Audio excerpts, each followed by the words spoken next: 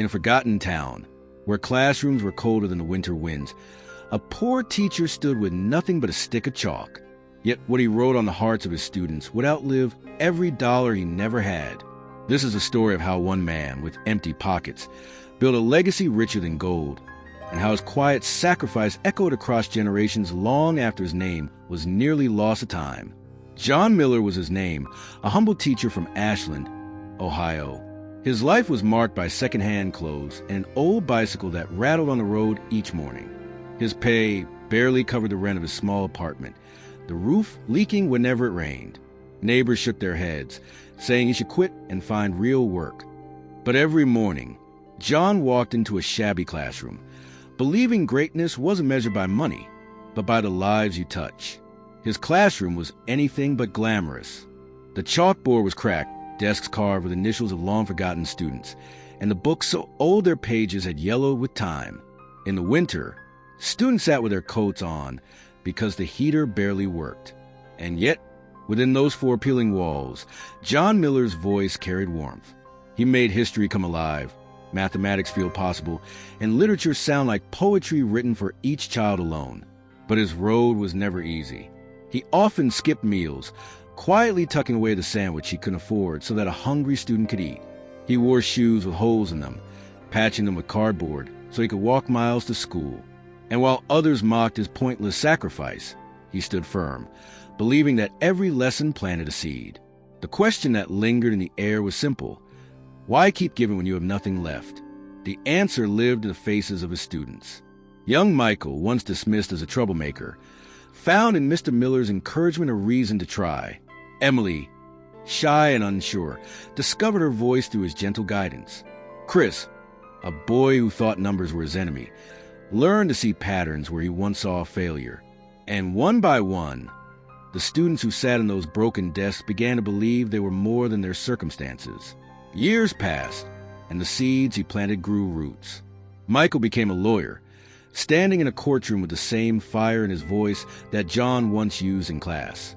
Emily found her courage, rise and become a celebrated writer whose books touched countless lives.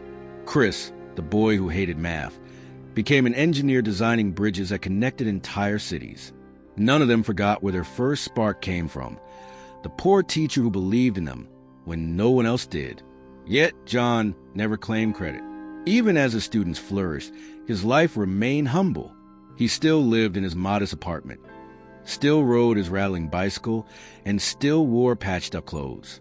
While others chased comfort, he embraced purpose.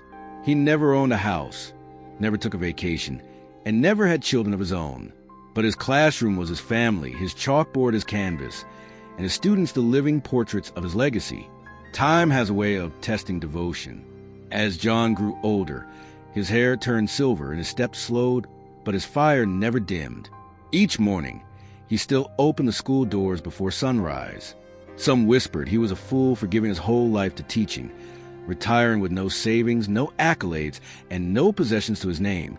But what they could not see was that his wealth was already written in the lives of those he had touched. The turning point came on his final day at the school. After decades of service, John prepared to leave quietly. He gathered his worn books and last piece of chalk, expecting to walk out unnoticed. But as he stepped into the auditorium, he froze. The room was filled wall to wall with hundreds of former students, doctors, lawyers, teachers, firefighters, and parents, all standing together.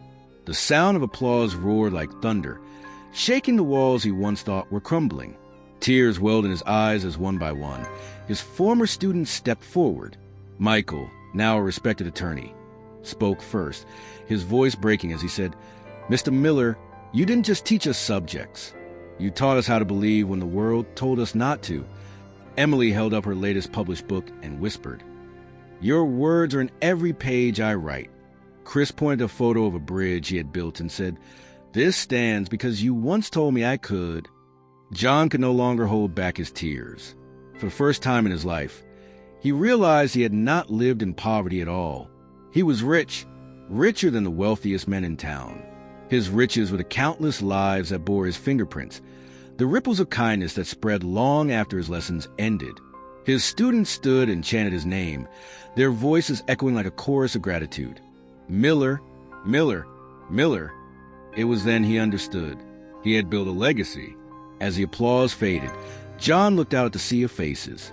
He remembered each one, not by their titles or accomplishments, but by the spark in their eyes that once began in a little classroom with broken windows. He realized legacies are not carved in stone monuments or bank accounts. They are carried in people, passed down like a torch from one generation to the next. And in that moment, his life of sacrifice revealed itself as a life of victory. That night, John walked home under quiet Ohio sky, the cool wind brushing against his face.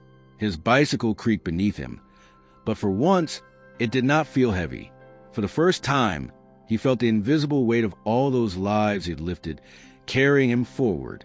He did not need riches, because he had something far greater. He had written himself into eternity through love, through sacrifice, and through faith in others. John Miller passed away years later. In that same modest apartment, he left behind no fortune, no grand estate, no heirlooms to be auctioned. What he left behind was far greater. A legacy carried in the laughter of children, the arguments in courtrooms, the books that lined shelves, and the bridges that connected cities. His story became a reminder that sometimes the poorest man in the world can be the richest in ways money will never measure. So, what are you building today? When the years pass and the noise of life fades, will the world remember you for what you earned or for what you gave? John Miller's story whispers to us all, greatness is not in the wealth we store, but in the love we scatter. Wealth fades, but legacy lasts forever. With that said, thanks for watching, and until next time,